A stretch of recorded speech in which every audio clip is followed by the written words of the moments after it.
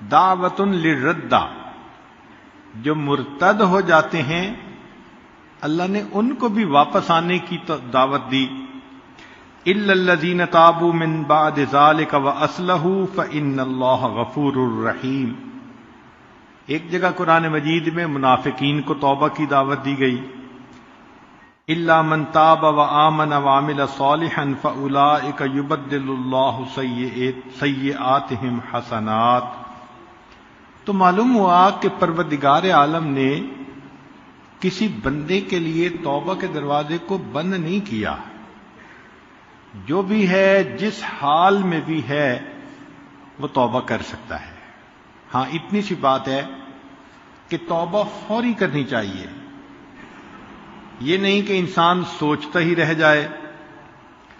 چنانچہ توبۃ النصوح کے بارے میں فرمایا کہ تخلیصها من کل غش و نقص و فساد، کہ ایسی توبہ جو ہر ملاوٹ سے اور نقص سے اور فساد سے پاک ہو. یعنی جب انسان کا دل اس کی زبان کا ساتھ دے رہا ہو، ورنہ کئی مرتبہ تو زبان سے الفاظ نکلتے ہیں دل ساتھ نہیں دیتا. اس لیے اگر کسی نے فقط زبان سے یہ لفظ کہے تبت الی اللہ ورجعت الی اللہ وندمت علی ما فعلت وعزمت علی اللہ اعود الی المعاصی ابدا، مگر اس کے دل میں توبہ کی نیت نہیں تو ان کلمات کو کہنے کے باوجود اس کی توبہ قبول نہیں ہوگی. چنانچہ توبہ کہتے ہیں کہ انسان زبان سے کلمات کہے اور دل اس کی تصدیق کر رہا ہو. اس لیے شریعت نے توبہ کے کچھ آداب بتائے ہیں. سب سے پہلے صحت النیہ، کہ نیت ٹھیک ہونی چاہیے. دوسرا ان یواتی القلب اللسان علی الاستغفار، استغفار کرنے میں زبان کا ساتھ اس کا دل بھی دے رہا ہو. اور اگر زبان پہ الفاظ ہوں اور دل ساتھ نہ دے تو مشائخ نے فرمایا استغفارنا یحتاج الی استغفار، ہمارے استغفار پر ہمیں استغفار کرنے کی ضرورت ہے. پھر انسان وضو کرے، ان یکون علی طہارۃ، اور 2 رکعت نفل پڑھ کے اللہ رب العزت سے دعا مانگے، اور دعا بھی مانگے قبولیت کے اوقات میں. ان یتخیر الاوقات الفاضلہ وبالاسحار هم یستغفرون. ہمارے اکابر سحری کے وقت استغفار کرتے تھے. اس لیے یعقوب علیہ السلام نے اپنے بیٹوں سے کہا تھا سوف استغفر لکم ربی، میں اپنے رب سے تمہارے لیے استغفار کروں گا. مقصد یہ کہ تہجد کے وقت استغفار کروں گا. پھر انسان اپنے لیے بھی دعا مانگے اور سب ایمان والوں کے لیے. ربنا اغفر لی ولوالدی وللمؤمنین، یہ دعا سکھائی گئی. چنانچہ جس بندے نے گناہ کیا وہ کہے یا رب استر علیہ، اللہ میرا پردہ رکھ لیجئے. فَإِذَا فَارَغَ مِنَ الْمَعْصِيَةِ، اگر کوئی معصیت سے فارغ ہوا قال یا رب تب علیہ، اے اللہ میری توبہ کو قبول کر لیجئے. فَإِذَا تَابَ، اگر اس نے توبہ کر لی قال یا رب ارزقنی الاسمہ، اے اللہ مجھے عصمت عطا کر دیجئے. فَإِذَا عَمِلَ الطَّاعَةَ، اگر اس نے نیکی کا کام کیا قال یا رب تقبلہ منی، اے اللہ اس کو میری طرف سے قبول کر لیجئے. تو معلوم یہ ہوا کہ انسان اللہ تعالیٰ کے حضور توبہ کرے اور دل کی نیت کے ساتھ توبہ کرے. اعمال کرے تو دل کے اندر محبت و اللہ کی. چنانچہ امام جعفر صادق رحمۃ اللہ علیہ ہمارے اس سلسلہ کے بڑے بزرگوں میں سے ہیں. وہ فرماتے تھے کہ اللہ تعالیٰ نے 3 چیزوں کو 3 چیزوں میں چھپا دیا ہے. اللہ تعالیٰ نے 3 چیزوں کو 3 چیزوں میں چھپا دیا ہے. خابا رضاہ فی طاعتہ فلا تحقروا منہا شیئا فلعل رضاہ فی. اللہ نے اپنی رضا کو نیکیوں میں چھپا دیا. تم کسی چھوٹی سی نیکی کو بھی نہ چھوڑو، کیا پتا اسی نیکی کے کرنے پر اللہ تم سے راضی ہونا ہو. اور فرمایا وَخَبَأَ سَخَطُهُ فِي مَعَاصِيهِ. اللہ نے اپنے غصے کو گناہوں میں چھپا دیا. فَلَا تَحْقِرُوا مِنْهَا شَيْئًا فَلَعَلَّ غَضَبَهُ فِي. چھوٹا گناہ بھی مت کرو، ممکن ہے کہ اسی میں اللہ کی ناراضگی ہو. وَخَبَأَ وَلِيَّهُ فِي عِبَادِهِ. ادنا نے اپنے اولیاء کو اپنے بندوں میں چھپا دیا. فَلَا تَحْقِرُوا مِنْ عِبَادِ اللَّهِ أَحَدًا. تم کسی بھی بندے کو حقارت کی نظر سے مت دیکھو. فَلَعَلَّهُ وَلِيُّ اللَّهِ. ممکن ہے کہ وہ اللہ کا ولی ہو. چنانچہ انسان جب توبہ کرتا ہے تو اس کے دل میں نرمی آتی ہے.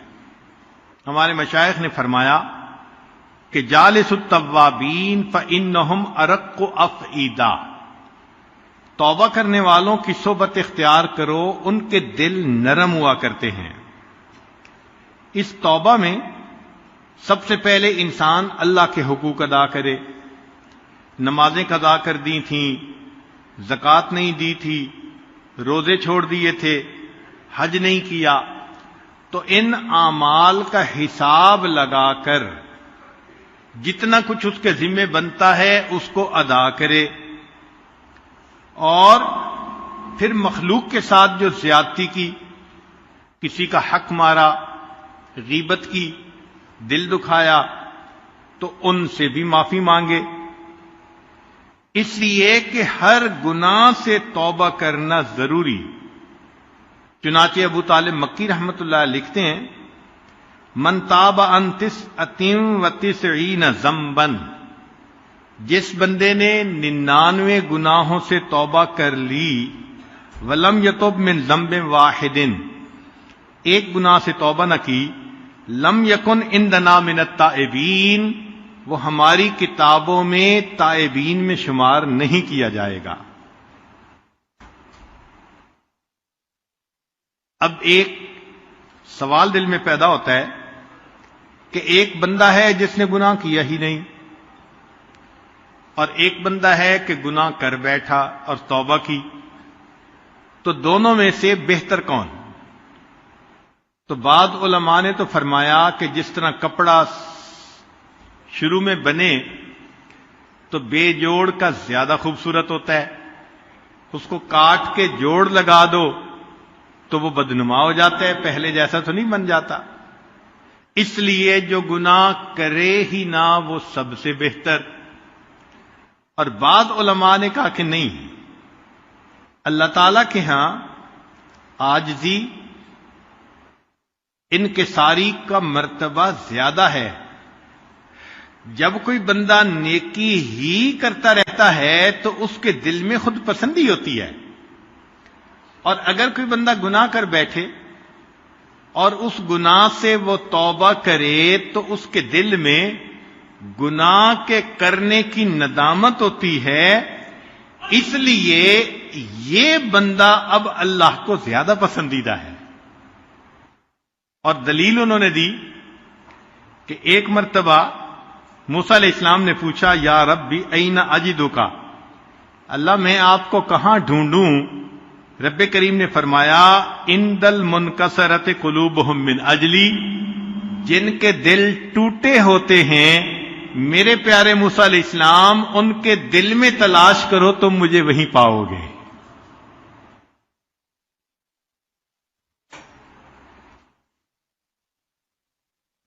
جب انسان اپنے گناہ کا اقرار کر لیتا ہے تو ان العبد اذا اعترف بذنبہ ثم تاب تاب اللہ علیہ. بخاری شریف کی روایت ہے کہ بندہ جب اپنے گناہ کا اقرار کر لیتا ہے اور توبہ کرتا ہے، اللہ تعالیٰ اس کی توبہ کو قبول فرماتے ہیں. اور حدیث پاک میں یہاں تک فرمایا کہ لو اخطأتم حتی تبلغ خطایاکم السماء، اگر تم اتنے گناہ کرو کہ تمہارے گناہ آسمان کی بلندی تک پہنچ جائیں، ثم تبتم، پھر اگر تم توبہ کرو گے، لتاب اللہ علیکم، اللہ پھر بھی تمہاری توبہ کو قبول فرما لیں گے.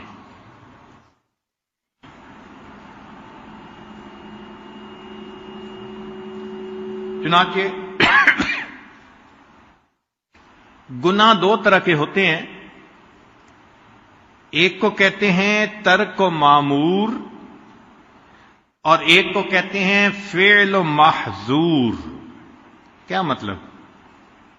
کہ ایک تو اللہ نے جو حکم دیا کہ تم کرو، اس کو اگر کوئی نہ کرے تو اس کو کریں گے، کہیں گے ترک و معمور، کہ امر تھا مگر اس نے اس کو نہ کیا.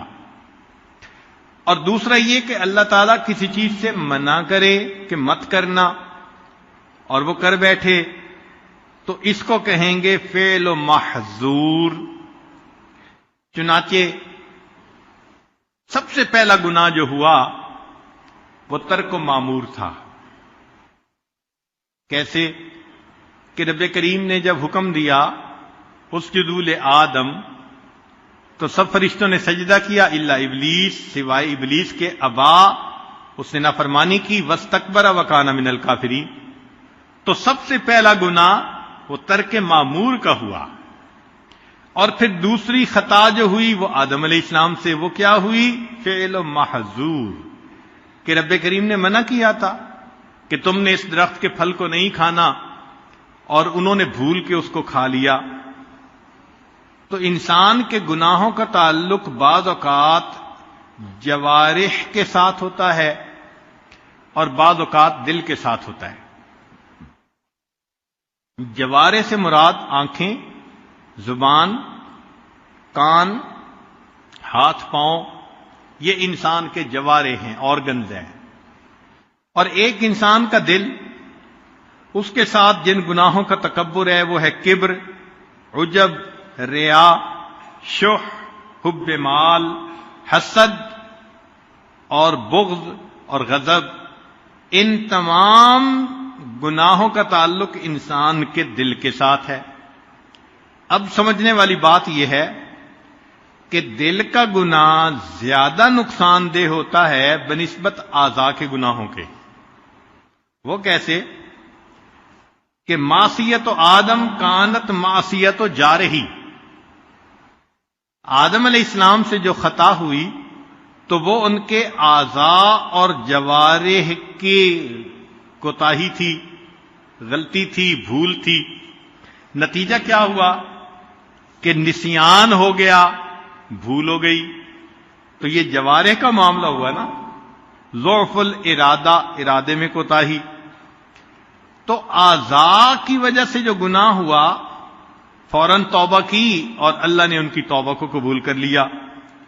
لیکن جو ابلیس کی معصیت تھی، کانت معصیت قلب، وہ دل کی معصیت تھی. کیوں؟ اس نے تکبر کیا تھا، انا خیر منہ، میں بہتر ہوں. اور یہ دل کی جو کوتاہی ہوتی ہے، فکانت غائرتن متمکنتن، زیادہ گہری، ساکنتن فی اعماقہ، دل کی گہرائیوں میں ہوتی ہے. لہذا اس کا نتیجہ کیا ملا کہ رب کریم نے فرمایا فخرج منہا فانک رجیم. اور ذکر و سلوک کا بنیادی مقصد جوارح کے گناہوں سے بھی بچنا، مگر اس سے بھی زیادہ دل کے گناہوں سے بچنا، چونکہ جن گناہوں کا تعلق دل سے ہے وہ مہلکات. اسی لیے حضرت اقدس تھانوی رحمۃ اللہ علیہ سے پوچھا گیا کہ تصوف کا مقصود کیا ہے، تو فرمایا کہ تصوف کا مقصود یہ ہے کہ انسان کے رگ رگ اور ریشے ریشے سے گناہوں کا کھوٹ نکل جائے. اب اس میں کچھ گناہ ایسے ہوتے ہیں کہ جو جاری ہو جاتے ہیں، لہذا ان کا گناہ بھی زیادہ. مثال کے طور پہ بدعت پہ عمل کرنا.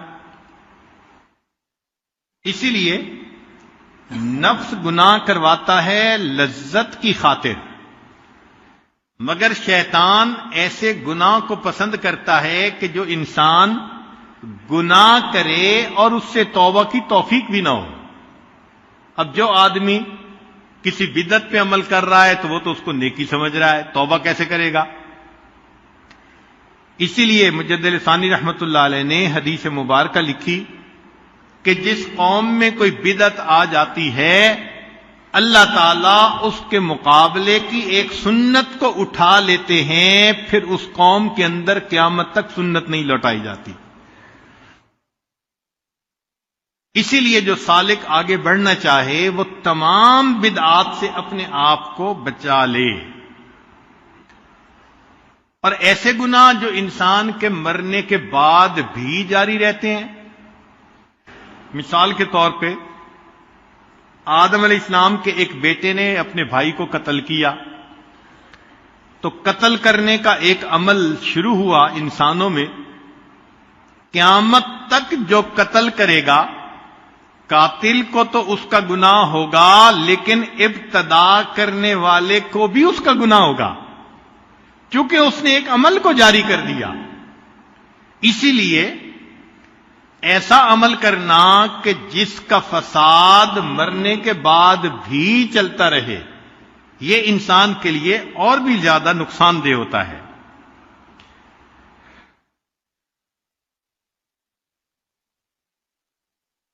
کئی مرتبہ ایسے ہوتا ہے کہ گناہ کی ابتدا چھوٹی ہوتی ہے، انتہا بڑی ہوتی ہے.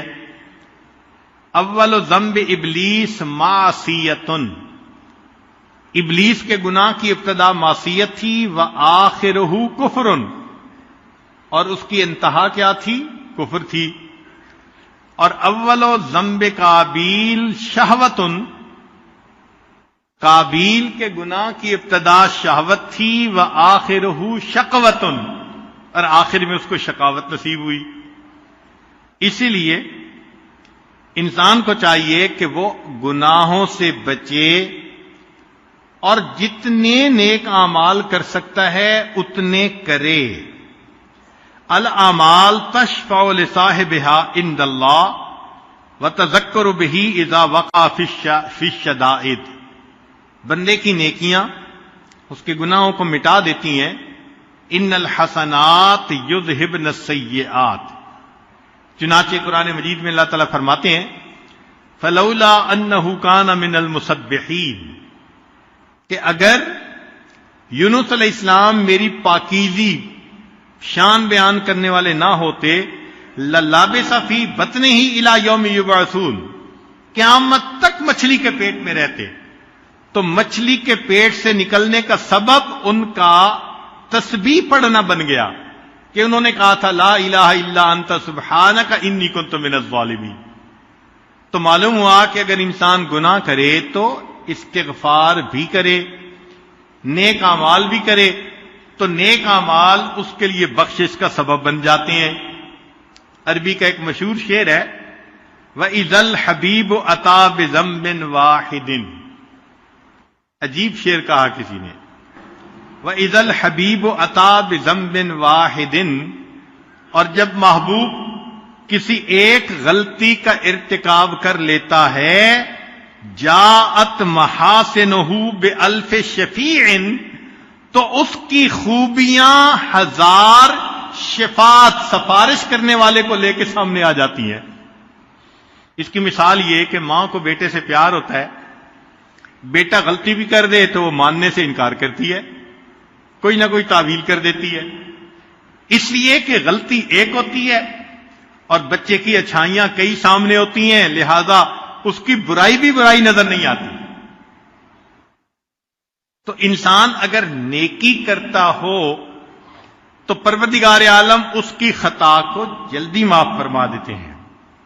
ہاں، جتنا بھی انسان اللہ رب العزت سے معافی مانگے، اللہ تعالیٰ مہربانی فرما دیتے ہیں، اور کبھی تو اس کے گناہوں کو اس کی نیکیوں میں شامل فرما لیتے ہیں۔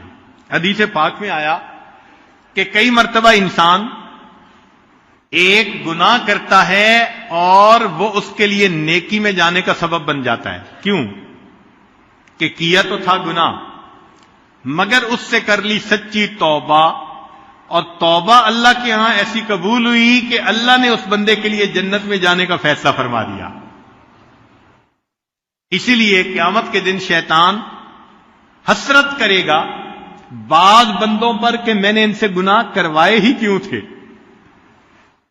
کہ انہوں نے ایسی توبہ کی کہ اللہ کو پسند آ گئی۔ چنانچہ گناہ کے حالات ہوتے ہیں جن کی وجہ سے وہ چھوٹا بڑا بنتا جاتا ہے۔ مثال کے طور پہ ایک آدمی اگر کنوارا ہو اور وہ زنا کا ارتکاب کرے تو یہ کم درجے کا گناہ، شادی شدہ ہو اور پھر ارتکاب کرے تو زیادہ گناہ،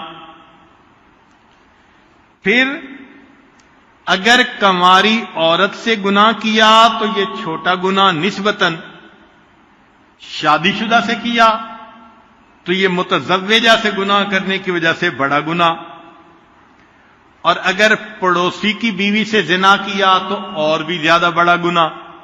حدیث پاک میں آتا ہے کہ پڑوسی کی بیوی سے زنا کرنا 10 عورتوں کے ساتھ زنا کرنے سے بھی زیادہ برا ہوتا ہے۔ پھر اگر وہ پڑوسی رشتہ دار ہے تو اس میں چونکہ آپس میں صلہ رحمی بھی ہے تو رشتہ داری کی وجہ سے اور بھی زیادہ کبھی ہو گیا، حق القرابہ ہے۔ اور اگر کوئی ایسا بندہ ہے کہ جس کا خاوند نیکی کے کام کے لیے نکلا اللہ کے راستے میں، تو المرأۃ المغیبہ التی غاب زوجہا فی طاعت اللہ، اس سے گناہ کرنا اور بھی زیادہ برا ہو گیا۔ اور اگر کوئی آدمی اتنا شقی القلب کہ وہ محرم عورت سے زنا کرتا ہے تو اور بھی زیادہ کبھی، اور اس میں بھی اگر حرمت مصاہرت آ گئی۔ حرمت مصاہرت کا مطلب کہ رشتہ داریاں ہوتی ہیں، جیسے سسر اور بہو کا رشتہ، داماد اور ساس کا رشتہ، اگر اس میں گناہ ہوگا تو پھر اور بھی زیادہ قباحت آ جائے گی۔ تو معلوم ہوا کہ گناہ تو ایک تھا، لیکن حالات کے ساتھ ساتھ اس کے شدت کے اندر زیادتی ہوتی چلی جاتی ہے، اور مکان کے ساتھ بھی اس میں زیادتی ہوتی ہے۔ ایک آدمی ایک گناہ باہر کرے تو کم، مسجد میں کرے تو اور بھی زیادہ برا، حدود حرم میں کرے تو اور بھی برا، بیت اللہ میں کرے تو اور بھی زیادہ برا۔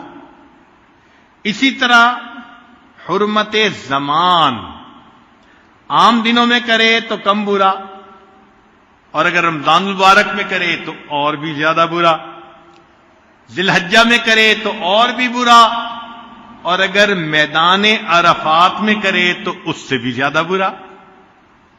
تو معلوم ہوا کہ گناہوں کی شدت مکان اور زمان کے اعتبار سے بڑھتی چلی جاتی ہے۔ تاہم کچھ اعمال ہیں جو گناہوں کو بخشوا دیتے ہیں۔ فرمایا التوبہ التائب من الذنب کمن لا ذنب لہ، گناہوں سے توبہ کرنے والا ایسے ہوتا ہے جیسے اس نے کبھی گناہ کیا ہی نہیں۔ اور دوسرا فرمایا استغفار، کہ انسان اپنی زبان پر استغفار زیادہ رکھے۔ حدیث مبارکہ میں ہے کہ اس شخص کو مبارک ہو قیامت کے دن جس کے نامہ اعمال میں استغفار زیادہ پایا جائے گا، استغفاراً کثیرا۔ تو اللہ رب العزت اس بندے کی کوتاہیوں کو معاف فرما دیں گے جو زیادہ استغفار کرنے والا ہوگا۔ لہذا استغفر اللہ اس کو باقاعدگی کے ساتھ پڑھنا اور عاد و وظائف میں سے ہے۔ لقمان علیہ السلام نے اپنے بیٹے کو نصیحت کی کہ بیٹے، یا بنیا اود لسانک اللہم اغفر لی، اے میرے بیٹے عادت بناؤ یہ کلمہ کہنے کی کہ اللہ مجھے معاف کر دے، اللہم اغفر لی۔ وجہ کیا؟ فإن للہ ساعات، اللہ تعالیٰ کے ہاں کچھ قبولیت کے لمحات ہوتے ہیں، لا يرد فیہا سائلا، اس میں مانگنے والے کو اللہ تعالیٰ رد نہیں فرمایا کرتے۔ تو اللہم اغفر لی، رب اغفر لی، یہ کہنا بخشش کا سبب بن جاتا ہے، اور دوسروں سے دعا بھی کروانا۔ یہ جو کہتے ہیں نا جی امی دعا کر دیں، ابو دعا کر دیں، مولانا ہمارے لیے دعا کر دیں، حضرت صاحب دعا کر دیں، یہ انسان کے لیے بخشش کا ذریعہ بنتی ہے۔ حتیٰ کہ نبی علیہ الصلوۃ والسلام نے عمر رضی اللہ عنہ کو فرمایا جب وہ عمرے کے لیے جا رہے تھے کہ اے بھائی اپنی دعاؤں میں ہمیں نہ بھولنا۔ امت کو تعلیم دی کہ تم دوسروں کو بھی دعاؤں کے لیے کہو۔ اب غور کیجئے، بات بڑی عجیب ہے کہ کان عمر رضی اللہ تعالی عنہ یطلب من الصبیان الاستغفار ویقول انہم لم تذنبوا۔ عمر الخطاب لانو چھوٹے چھوٹے بچوں کو کہتے تھے کہ میرے لیے دعا کرو، اس کی وجہ یہ کہ تم چھوٹے ہو، معصوم ہو، تمہاری دعا کو اللہ تعالیٰ رد نہیں فرمائیں گے۔ ابو ہریرہ رضی اللہ تعالیٰ عنہ کا حال دیکھیے، یقول لغلمان کتاب، جو پڑھنے والے بچے آتے تھے نا تو ابو ہریرہ رضی اللہ عنہ ان کو فرمایا کرتے تھے قولوا اللہم اغفر لابی ہریرہ، کہ بچوں دعا کیا کرو اللہ ابو ہریرہ کی مغفرت فرما دے۔ فیدعون، وہ بچے دعا مانگتے تھے، فیؤمن علی دعائہم، جب وہ دعا مانگتے تھے تو ابو ہریرہ رضی اللہ عنہ ان کی دعا پر آمین کہا کرتے تھے۔ اب ذرا غور کیجئے، صحابی رسول ہیں، اللہ نے اتنی شان دی ہے، مگر جس کو اللہ سے مغفرت لینی ہو وہ تو سہارے ڈھونڈتا ہے نا۔ چھوٹے بچوں سے بھی دعا کروانا، ہمارے اکابر کے اندر بھی یہ ایک عمل نظر آتا ہے۔ چنانچہ خواجہ باقی باللہ رحمت اللہ علیہ فرماتے ہیں ایک مرتبہ میرے اوپر قبض کی کیفیت طاری ہو گئی، بہت میں نے کوشش کی کہ یہ بست میں تبدیل ہو جائے، استغفار بھی کیا، اللہ سے معافیاں بھی مانگی، مگر قبض کی کیفیت ختم نہیں ہوتی تھی۔ تو فرماتے ہیں کہ ہمارے قریب میں ایک مدرسہ تھا جس میں بچے قرآن مجید پڑھا کرتے تھے، چھوٹے بچے۔ تو میں ان کے پاس گیا، جب گیا تو بچے دیکھ کر کھڑے ہو گئے اور کہنے لگے جی کہ ایک بزرگ آئے ہیں، اللہ کے ولی آئے ہیں۔ تو جب انہوں نے یہ الفاظ کہے تو میں نے کہا یہ تمہارا میرے ساتھ حسن ظن ہے، سچی بات تو یہ کہ میں اس لیے تمہارے پاس آیا ہوں کہ تم استغفار کرو، اللہ چھینی ہوئی کیفیات کو پھر واپس عطا فرما دے۔ چھوٹے بچوں سے دعائیں کروانا۔ اور بکر المزنی رحمت اللہ علیہ عجیب بات کرتے تھے، فرماتے تھے کہ لو کان رجل یطوف علی الابواب، اگر بندہ جس نے گناہ کر لیے ہوں وہ لوگوں کے دروازوں پہ اس طرح طواف کرتا، کما یطوف المسکین، جس طرح کے مسکین روٹی مانگنے کے لیے دروازوں کا طواف کرتا ہے، تو گناہگار بندہ اگر سب لوگوں کے دروازوں کا اس طرح طواف کرتا جس طرح مسکین روٹی مانگنے کے لیے طواف کرتا ہے، اور ہر دروازے والے کو کہتا استغفروا لی، میرے لیے استغفار کرو، لکان لہ ان یفعل، چاہیے تھا کہ وہ ایسا کر گزرتا۔ جس نے اپنے گناہوں کی بخشش کروانی ہو تو کوئی بھی اس کے لیے ہیلہ اختیار کرنا پڑے تو اس کو تو ضرور کرنا چاہیے. تو سوچئے کہ اگر فقیر کی طرح ایک ایک دروازے پر جا کر ان سے ریکویسٹ کرنی پڑ جاتی کہ جی میرے لیے مغفرت کی دعا کرو، تو وہ فرماتے ہیں کہ یہ بھی نفع کا سودا تھا، ایسا کر گزرنا چاہیے تھا.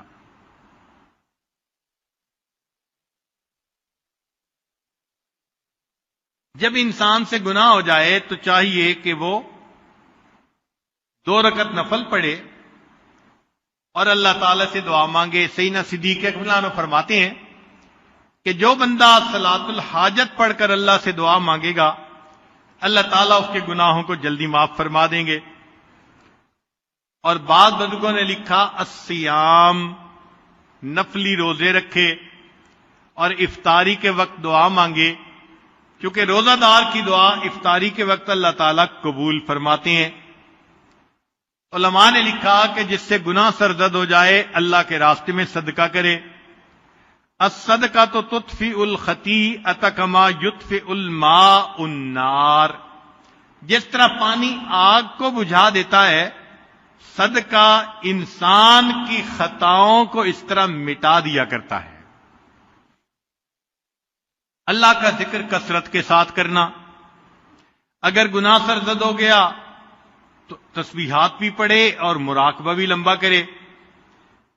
من قال سبحان اللہ وبحمدہ فی یومہ 100 مرۃ، حدیث مبارکہ کہ جو بندہ دن میں 100 مرتبہ سبحان اللہ وبحمدہ کا ذکر کرتا ہے، حطت خطایاہ، اللہ اس کے گناہوں کو معاف فرما دیتے ہیں، مٹا دیتے ہیں.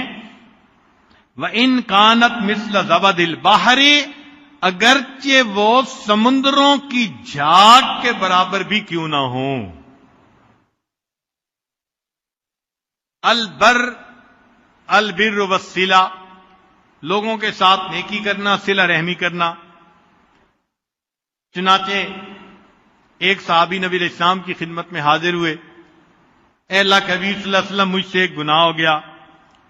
انی اصبت ذنبا عظیما، یہ الفاظ ہیں، میں بڑا گناہ کر بیٹھا ہوں. نبی علیہ السلام نے فرمایا تمہاری والدہ زندہ ہیں؟ اس نے کہا نہیں، فوت ہو گئیں. فرمایا تمہاری خالہ؟ کہنے لگے جو وہ زندہ ہیں.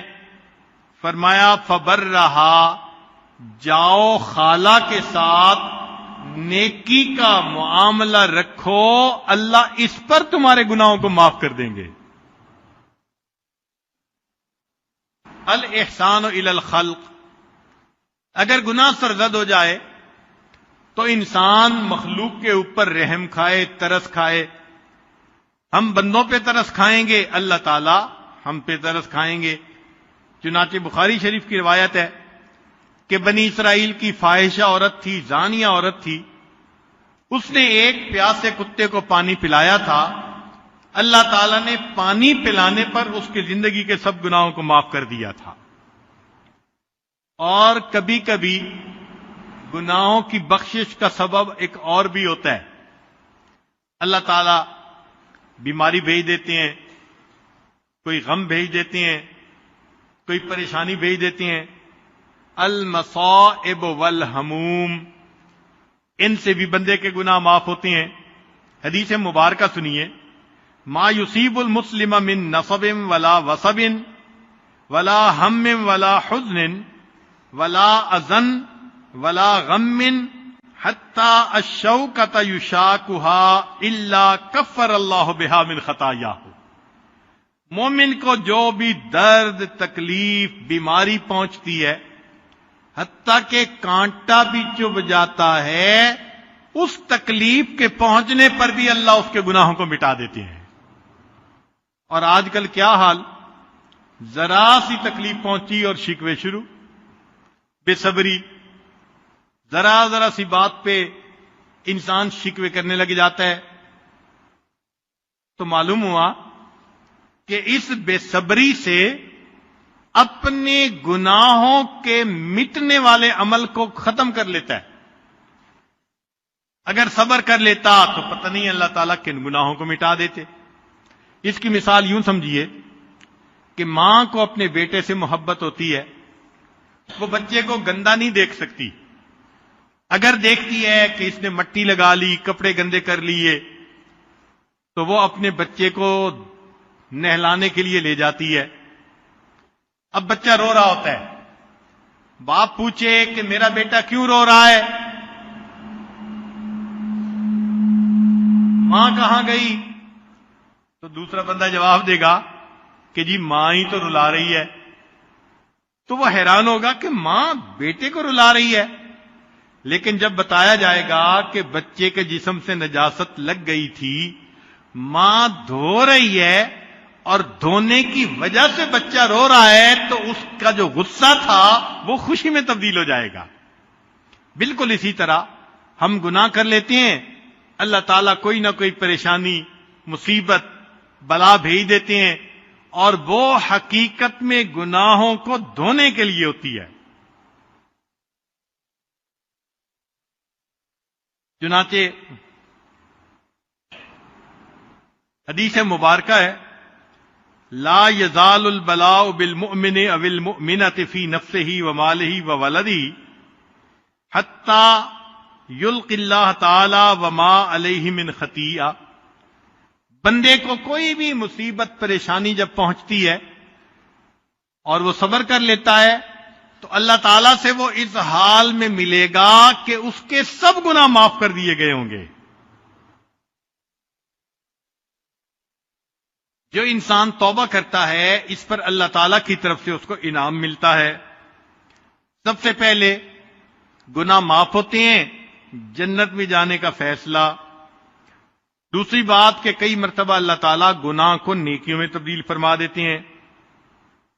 پھر تیسرا، اللہ تعالیٰ اس کے دشمنوں کے معاملے میں اپنے بندے کی مدد فرماتے ہیں، اور پھر اللہ تعالیٰ اس بندے کے دل میں عاجزی پیدا کر دیتے ہیں، انکساری پیدا کر دیتے ہیں۔ ابن عطاء اللہ اسکندری رحمۃ اللہ علیہ فرماتے ہیں، ربما فتح لک باب الطاعۃ وما فتح لک باب القبول۔ ایسا بھی ہو سکتا ہے کہ اللہ تمہارے لیے نیکی کا دروازہ کھول دے، قبولیت کا دروازہ نہ کھولے۔ لہذا نیکی کرنا الگ بات، اللہ کے ہاں اس کا قبول ہو جانا یہ الگ بات ہے۔ پھر فرماتے ہیں کہ ربما قدر علیک المعصیۃ، ایسا بھی ہو سکتا ہے کہ اللہ تعالیٰ نے تمہارے مقدر میں ایک گناہ لکھ دیا ہو، فکانت سبباً فی الوصول، اور اس گناہ نے تمہارے لیے اللہ سے واصل ہونے کا ذریعہ بننا ہو۔ کیا مطلب؟ کہ انسان گناہ کرتا ہے، پھر جب توبہ کرتا ہے تو وہ گناہ اس کے لیے اللہ کے قرب کا ذریعہ بن جاتا ہے۔ آگے فرماتے ہیں کہ معصیۃ اورثت ذلا للہ، ایسا گناہ کہ جس کے بدلے میں انسان کو اپنا آپ اللہ کے سامنے ذلیل لگے، شرمندگی والا لگے، اور اس کے اندر انکساری ہو، خیر من الطاعۃ، وہ گناہ اس نیکی سے بہتر ہے، اورثت عجبم و استکبارا، کہ جو نیکی انسان کے اندر عجب اور استکبار کو پیدا کر دے۔ اس نیکی سے وہ گناہ زیادہ بہتر ہے جو انسان کے اندر عاجزی اور انکساری پیدا کر لے۔ پھر جو بندہ توبہ کرتا ہے، اللہ تعالیٰ پھر اس بندے سے خوش ہوتے ہیں، مگر اس توبہ میں کئی چیزیں رکاوٹ ہوتی ہیں۔ سب سے پہلے طول العمل، ہاں میں توبہ کر لوں گا، اسی میں ہی انسان زندگی کا وقت گزارتا چلا جاتا ہے۔ کل امرئ مسبح فی اہلہ والموت ادنی من شراک نعلہ۔ صحابہ رضوان یہ شعر پڑھا کرتے تھے کہ ہر بندہ صبح کرتا ہے اپنے گھر والوں کے ساتھ، اور اس کی موت اس کے جوتے کے تسمے سے بھی زیادہ اس کے قریب ہوتی ہے۔ تو کیا پتہ انسان کو کب موت آ جائے۔ اور کئی مرتبہ اللہ کی جناب میں انسان کو مایوسی ہوتی ہے، یہ مایوسی کفر تک پہنچا دیتی ہے. اور کئی مرتبہ انسان قضاء و قدر پہ اعتراض کرتا ہے، اور یہ اللہ نے چونکہ لکھا تھا اس لیے ہونا ہی تھا. ایسی بات نہیں. رب کریم نے اختیار بندے کو دیا ہے، کرے یا نہ کرے. چنانچہ ایک آدمی نے گناہ کیا، ان رجلا وقع فی معصیۃ فقام یناجی ربہ قائلا، گناہ کر کے وہ اپنے اللہ کے سامنے یہ کہنے لگا، الہی انت قضیتا انت قدرتا انت حکمتا، اللہ تو نے یہ گناہ مقدر میں لکھا تھا، تو نے اس کا فیصلہ کیا تھا، آپ ہی نے تقدیر بنائی تھی. فسمع صوتا یقول لہ، آواز آئی، کہنے والے نے کہا، ھذا حق الربوبیہ، میرے بندے میں نے تیری تقدیر بنا کر ربوبیت کا حق ادا کیا، فَأَيْنَ أَدَبُ الْعُبُودِيَّةِ، عبودیت کا ادب کہاں ہے؟ بات اس کو سمجھ آ گئی. کہنے لگا، الہی انا عصیت وانا اسرفت وانا ظلمت، اللہ میں نے گناہ کیا، میں نے اسراف کیا، میں نے اپنی جانوں پہ ظلم کیا. فسمع کأن اللہ یقول لہ، آواز آئی جیسے اللہ کی طرف سے جواب دیا جا رہا ہو، انا غفرت وانا عفوت وانا رحمت، اگر تو نے تسلیم کر لیا کہ تجھ سے خطا ہوئی، میرے بندے میں نے تجھے معاف کر دیا، میں نے تیری خطاؤں کو درگزر فرما دیا.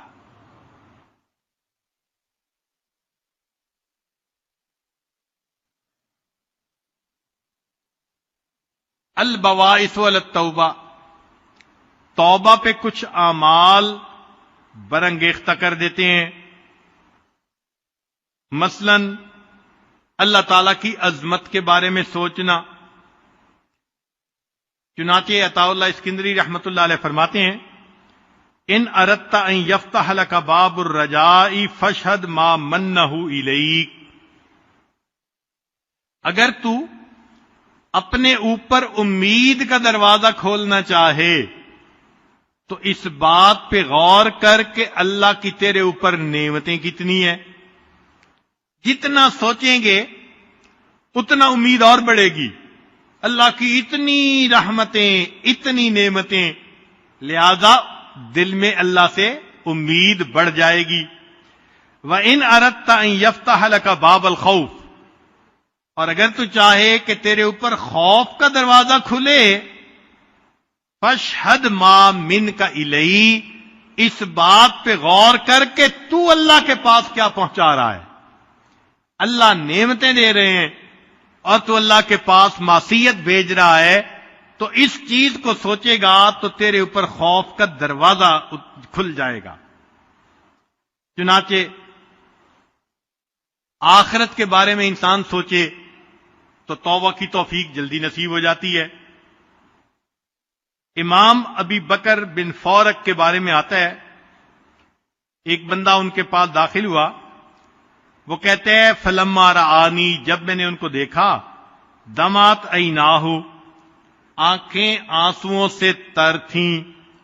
فقلت لہ، میں نے یہ کہا، ان اللہ تعالی یعافیک و یشفیک، اللہ تعالیٰ آپ کو شفا بھی دے دیں گے، معاف بھی فرما دیں گے. فقال علی، انہوں نے جواب دیا، ترانی اخاف الموت، تو یہ محسوس کر رہا ہے کہ میں موت سے ڈر رہا ہوں؟ ایسی بات نہیں، انما اخاف مما وراء الموت، موت کے بعد کیا ہوگا مجھے وہ ڈر لگ رہا ہے. تو آخرت کے بارے میں سوچے تو بھی توبہ کی توفیق. چنانچہ انسان جس قدر اللہ رب العزت سے اپنے گناہوں کی معافی مانگے، پروردگار عالم اس کے ساتھ رحمت کا معاملہ فرماتے ہیں. عمر بن خطاب رضی اللہ عنہ فرماتے ہیں، التوبۃ النصوح ان تبغض الذنب کما احببتہ، کہ توبۃ النصوح یہ ہے کہ تجھے گناہ کرنے سے ایسی نفرت ہو جیسے گناہ کرنا پسند تھا، اور جب تجھے گناہ یاد آئے تو اس وقت استغفار کرے۔ علماء کو اللہ تعالیٰ جزائے خیر عطا فرمائے، ہماری آسانی کے لیے انہوں نے توبہ کو چند لفظوں کے اندر سمیٹ دیا ہے کہ توبہ کیا ہوتی ہے۔ ذرا توجہ فرمائیے گا، بہت عجیب فکرہ ہے۔ فرماتے ہیں ترک الذنب علما بقبحہ وندما علی فعلہ وعزما علی الا یعود الیہ اذا قدر وتدارکا لما یمکن تدارکہ من الاعمال واداء لما ضیع من الفرائض اخلاصا للہ ورجاء لثوابہ وخوفا من عقابہ وَإِن يَكُونَ ذَلِكَ قَبْلَ الْغَرْغِرَةِ وَقَبْلَ طُلُوعِ الشَّمْسِ مِن مَغْرِبِهَا، اگر یہ تمام شرائط پوری ہو گئیں، جو توبہ کی جائے گی وہ توبۃ النصوح بن جائے گی۔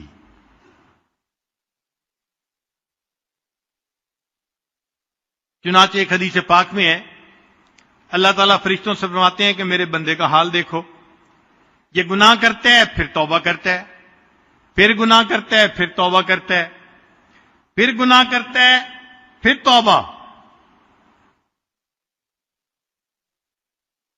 ویح ابن آدم لا یرید ترک عمل بالخطیہ، نہ تو گناہ کرنا چھوڑتا ہے، ولا ییأس من رحمتی، نہ ہی میری رحمت سے نہ امید ہوتا ہے۔ فرمایا قد غفرت لہ فقد غفرت لہ فقد غفرت لہ، چونکہ میری رحمت سے نا امید نہیں ہو رہا لہذا میں نے اس کی توبہ کو قبول فرما کے گناہوں کو مٹا دیا۔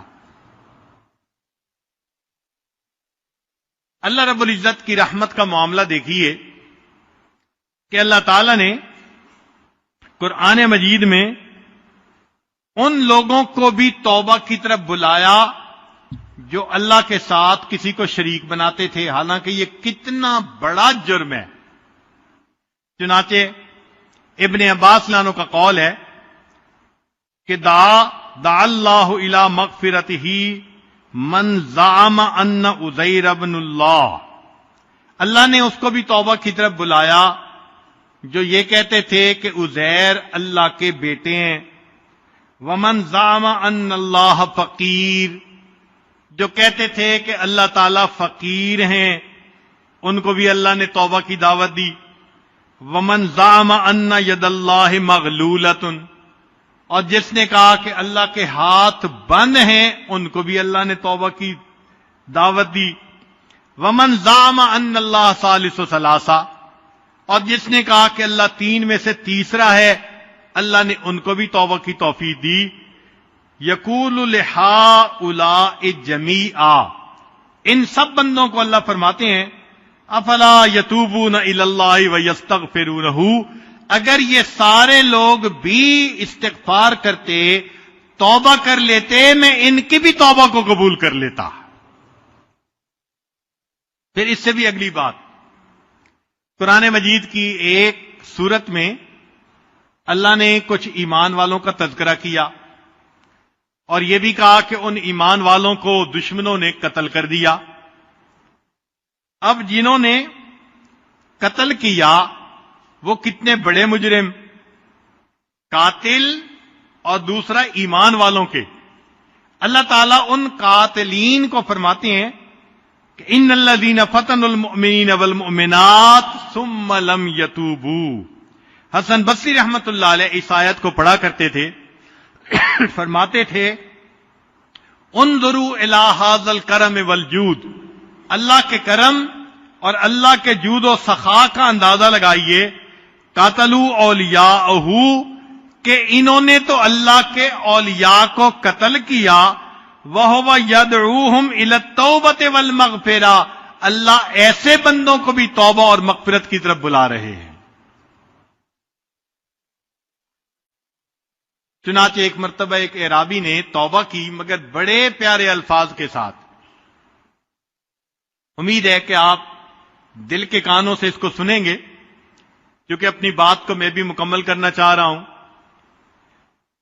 فرماتے ہیں کہ میں نے ایک اعرابی کو دیکھا کہ بیت اللہ کے سامنے بیٹھا دعا کر رہا تھا. سبحان اللہ. دعا کا اصل مقصد ہوتا ہے اللہ کے سامنے تذلل ظاہر کرنا، اپنی محتاجی، اپنی چھوٹا پن ہونا، اپنی کوتاہی کا اظہار کرنا.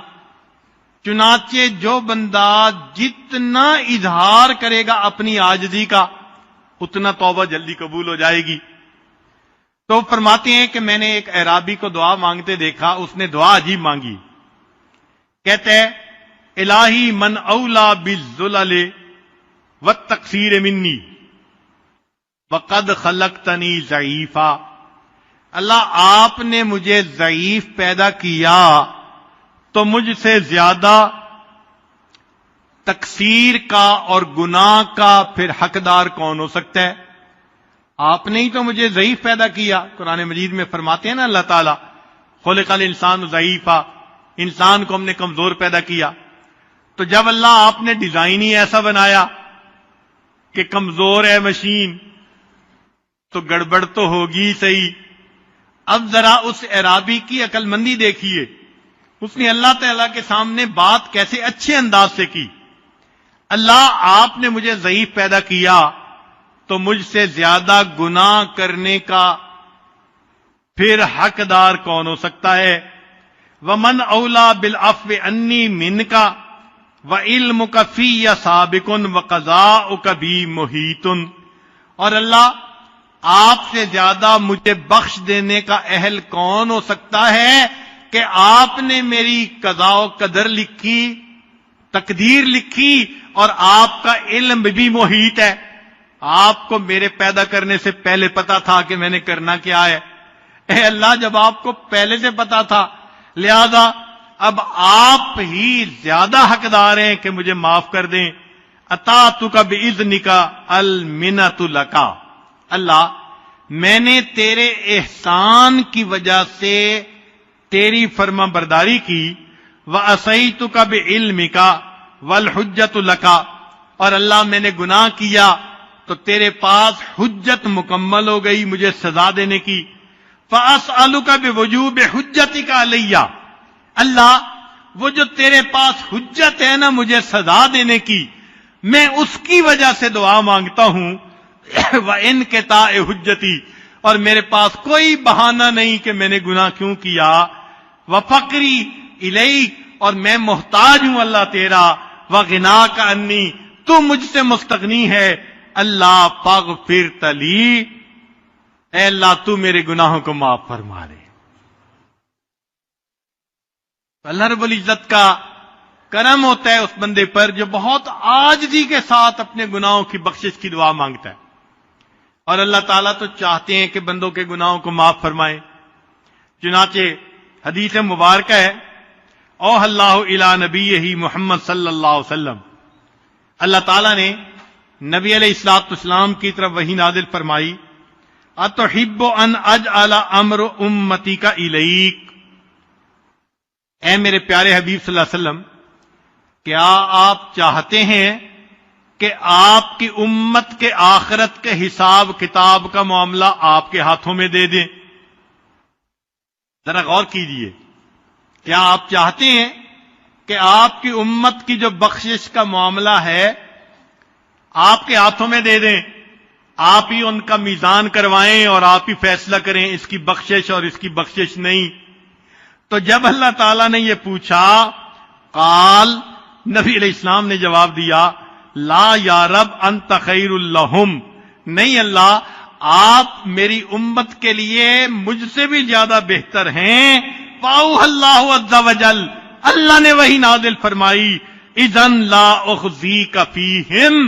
میرے حبیب صلی اللہ علیہ وسلم، معاملہ آپ نے میرے ہاتھ میں جو کہ چھوڑ دیا، میں تمہاری امت کے بارے میں تمہیں مایوس نہیں کروں گا، میں تمہیں اس بارے میں رسوا نہیں ہونے دوں گا امت کے بارے میں.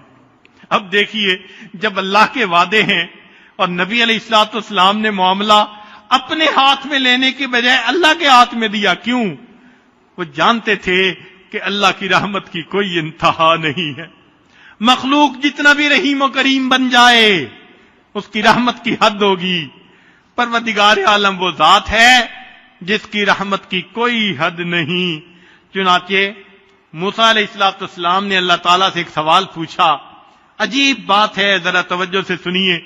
یا ربی، اے پروردگار، اذا سألک الطائع ماذا تقول لہ، جب نیک بندہ آپ کو پکارتا ہے تو اے اللہ آپ اس کو کیا جواب دیتے ہیں؟ قال اقول لبیک، اللہ تعالیٰ نے فرمایا کہ نیک بندہ جب مجھے پکارتا ہے تو میں اس کے جواب میں اس کو لبیک کہتا ہوں. قال فالزاہد، پوچھا اے اللہ کوئی زاہد پکارے؟ قال اقول لبیک، فرمایا کہ میں اس کو جواب میں لبیک کہتا ہوں. قال فالصائم، پوچھا اللہ کوئی روزہ دار پکارے؟ قال اقول لبیک، فرمایا کہ میں روزہ دار کے پکارنے پر بھی لبیک کہتا ہوں. قال فالعاصی، موسیٰ علیہ السلام نے کویسچن پوچھا اللہ کوئی گناہگار بندہ آپ کو پکارے؟ قال اقول لبیک لبیک لبیک، اللہ فرماتے ہیں گناہگار بندہ جب مجھے پکارتا ہے تو میں 3 مرتبہ لبیک لبیک لبیک کہتا ہوں. اس کی وجہ یہ ہے کل واحد من ہؤلاء یتوکل علی عملہ، وہ جو پہلے لوگ تھے، نیک تھے، زاہد تھے، روزہ دار تھے، ان میں سے ہر ایک کو اپنی نیکیوں کے اوپر خوشگمانی تھی کہ ان کی نیکیاں کام آ جائیں گی. یتوکل علی عملہ، لہذا ان کو اپنے عملوں کا بڑا بھروسہ تھا. والعاصی یتوکل علی رحمتی، جو گنہگار ہوتا ہے وہ میری رحمت پہ اعتماد کرتا ہے. وَأَنَا لَا أُخَيِّبُ عَبْدًا اتَّكَلَ عَلَىٰ عَلَيَّ، اور میں اس بندے کو کبھی رسوا نہیں کرتا، ناکام نہیں کرتا جو مجھ پہ توکل کرتا ہے. میں نے اس لیے فرما دیا وَمَن يَتَوَكَّلْ عَلَى اللَّهِ فَهُوَ حَسْبُهُ، جو اللہ پہ توکل کرتا ہے اللہ اس کے لیے کافی ہو جاتا. اللہ اکبر کبیرہ. وہ پروردگار کتنا کریم ہے جو ہمارے گناہوں کو بخش کے خوش ہوتا ہے، اور بخشنے کے لیے اس نے دروازے کھولے ہوئے ہیں. آج کی اس مجلس میں ہم اپنے گناہوں سے سچی پکی توبہ کریں اور اللہ تعالیٰ سے دعا مانگیں. الہی، زندگی گزرتی جا رہی ہے، آپ ہم پر رحمت کی نظر فرما دیجئے، گناہوں سے سچی توبہ عطا فرما دیجئے. کہنے والے نے کہا ان الملوک اذا شابت عبیدہم، اے اللہ جب کسی بادشاہ کے غلام خدمت کرتے کرتے بوڑھے ہو جاتے ہیں، فی رکہم آتقوہم اتق احراری، اے اللہ تو بڑھاپے میں وہ ان کو غلام نہیں رہنے دیتے، وہ بڑھاپے کی وجہ سے ان کو آزاد کر دیا کرتے ہیں. وَأَنْتَ يَا سَيِّدِي أَوْلَى بِذَا كَرَمًا، اور اے میرے سردار تو اس بات کا زیادہ مستحق ہے. قد شبت فی الرک فاتکنی من الناری، اللہ آپ کا نام لیتے، خدمت کرتے، کلمہ پڑھتے، بوڑھے تو ہم بھی ہو گئے ہیں، بال سفید ہو گئے ہیں، اللہ آپ بھی ہمیں گناہوں سے معافی عطا کر دیجئے اور جہنم کی آگ سے ہمیں بچا لیجئے. جب ہم اللہ تعالیٰ سے معافی مانگیں گے پروردگار ہمارے گناہوں کو معاف فرما دیں گے اور ہمیں اپنے مقبول بندوں میں شامل فرمائیں گے. پروردگار عالم آج کی اس مجلس میں ہمارے گناہوں کو معاف فرما کر اللہ تعالی ہمیں اپنے مقبول بندوں میں شامل فرمائے. وآخر دعوانا ان الحمد للہ رب العالمین.